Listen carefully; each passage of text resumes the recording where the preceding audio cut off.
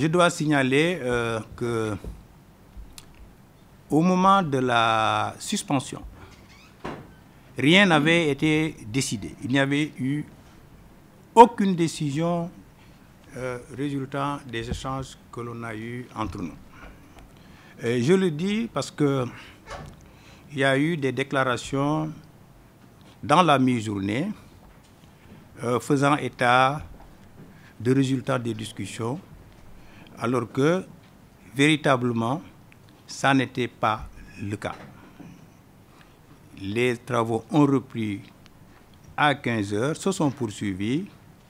Il y a des candidats qui se sont déclarés, qui se sont manifestés, qui ont pris des positions qui n'étaient pas forcément celles qu'ils avaient dans la matinée. Donc il y a eu une évolution. C'est très bien parce que à l'intercession, beaucoup d'entre eux peut-être ont réfléchi et ont mieux saisi l'importance de la question qui était posée, mais également les contours de cette question. Donc la question qui nous a valu d'être réunis aujourd'hui ici était la suivante. Comment faire à l'horizon du 30 juillet 2017, en face de la pléthore de candidatures, pour que les Sénégalais puissent aller voter dans les conditions de rapidité, puisque le respect scrupuleux des dispositions de la loi avait pour conséquence et pour résultat de retarder le processus du vote. Nous avons estimé que obliger l'électeur à prendre successivement 47 bulletins, tels que l'exige la loi, se retirer, prendre une enveloppe, revenir, voter, cela pourrait être une perte de temps et prolongerait indéfiniment le scrutin. Beaucoup de personnes alors se sont posé la question de savoir, mais comment faire? Parce que c'est un obstacle insurmontable. Les acteurs politiques, les uns ont fait des propositions dans le sens de réduire le temps de vote, d'autres en ont fait également, la société civile. Nous avons évalué. Nous avons évalué à notre niveau, au niveau de la Sénat, parce que, comme vous le savez, nous sommes représentés dans les 45 départements du pays par des démembrements que sont les commissions électorales départementales autonomes. Ces démembrements sont véritablement confrontés sur le terrain à l'opération de vote elle-même, parce que ce sont eux qui nous représentent dans les bureaux de vote. Ils ont évalué les difficultés et ils ont fait remonter ces difficultés. Alors, nous avons dit, puisque la loi nous permet, dans une mission de proposition de réforme, puisque également il nous est permis de convoquer les acteurs politiques, nous nous sommes dit qu'il faut privilégier la concertation pour arriver à un consensus. Pourquoi privilégier la concertation? Et puisque aller directement à la modification de la loi équivaudrait à ne pas respecter la mission qui est la nôtre, celle de faire respecter la loi. Or, il est bien possible que la loi soit modifiée. Il faut bien que les gens comprennent qu'une loi peut être modifiée en tenant compte de l'évolution des situations. L'évolution des situations telle que nous l'avons vécue était telle que la difficulté était évidente devant nous. Donc, nous étions, je pense, dans le contexte d'une modification de la loi, à condition, puisque nous sommes en matière électorale, à condition de respecter un écueil. L'écueil, c'était le protocole additionnel de la CEDEAO qui obligeait à ne pas procéder à des modifications dans les 6 mois qui précèdent une élection. Nous sommes dans les 6 mois. Nous pouvons néanmoins faire des propositions de modification de la loi à condition, bien entendu, qu'il y ait un large consensus autour de cette question. Le résultat final est qu'en modifiant la loi, avec le consensus de la classe politique, nous étions dans le respect du protocole de la CEDEAO. À partir de ce moment-là, rien n'empêchait au pouvoir politique de tenir compte de cette situation, de cet avis de la classe politique pour aller dans le sens de l'amélioration de la loi. Parce qu'il y a une modification, mais dans le sens d'une amélioration pour surmonter des difficultés. Nous avons appelé les acteurs politiques, les 47 personnalités qui étaient concernées.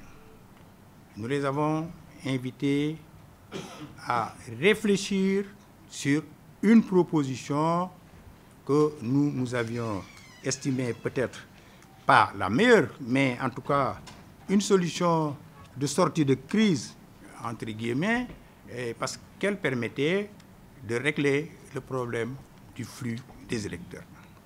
En quoi consistait cette proposition? Elle consistait à permettre à l'électeur qui rentre dans le bureau de vote de choisir au moins 5 bulletins de vote. Au moins 5 bulletins de vote. Mais avec cette possibilité que, bon, ce chiffre n'était pas un chiffre fétiche. 5, on avait pensé à ça simplement, mais les propositions ont évolué. Certaines propositions sont même ici été enregistrées, qui ont dit pourquoi pas 10. D'autres, on a dit pourquoi pas plus de 10. Donc j'ai l'impression que sur la base de cette proposition, on peut modifier la loi peut-être en essayant de l'adapter aux opinions ici qui ont été formulées. Nous avons procédé à un tour de table. Nous avons procédé à un tour de table qui a permis aux 44 coalitions et membres de la société civile, des indépendants, listes indépendantes, ces 44 se sont prononcés. Ce sont 44 qui ont répondu à notre invitation. Ils se sont prononcés sur notre proposition. Et c'est ici le lieu de dire qu'il y a véritablement eu un débat très riche. Un débat où les gens se sont respectés, où les gens se sont écoutés. Et ce sont un débat aussi fructueux, parce qu'il y a eu des propositions de travail qui sont aussi méritantes les unes que les autres. Au total, sur la proposition de la Sénat, la majorité s'est prononcée favorablement. Je dois même dire qu'il s'agit d'une large majorité si on fait le décompte des opinions exprimées. Donc c'est sur la base de cette large majorité que nous allons transmettre les conclusions des acteurs politiques aux autorités politiques, aux autorités chargées de prendre des décisions qui donneront à ces conclusions la destination qui convient. Mais je dois simplement préciser qu'il s'agit d'une décision, non pas de la Sénat, bien que ce soit la Sénat peut-être qui l'ait portée parce que c'est dans sa mission de porter de telles propositions de modification, mais c'est les acteurs politiques, dans leur large majorité, ici présents, qui ont pris la décision de s'aligner sur la proposition qui a été faite par la Sénat et qui, je le rappelle, consistait à prendre 5 bulletins au moins pour aller se rendre maintenant dans l'isoloir, puis retourner dans le bureau et mettre son bulletin dans l'urne. Voilà un peu ce qui est ressorti de la réunion d'aujourd'hui qui nous a mobilisés toute la matinée et qui, à notre sens, s'est conclue de façon positive. J'en profite d'ailleurs pour remercier l'ensemble de la classe politique parce que véritablement, nous avons passé toute une journée ensemble. Il y a eu des échanges un peu rudes, mais sans plus. Il n'y a pas eu de violence verbale, ni de violence physique, ni de dérapage, ni d'irrespect à l'encontre ou à l'endroit de qui que ce soit. C'était un débat sain, serein, responsable. Un débat véritablement qui est de la classe de notre pays et du rang de notre démocratie. Vraiment ce dont je me félicite en mon nom propre et au nom de la Sénat.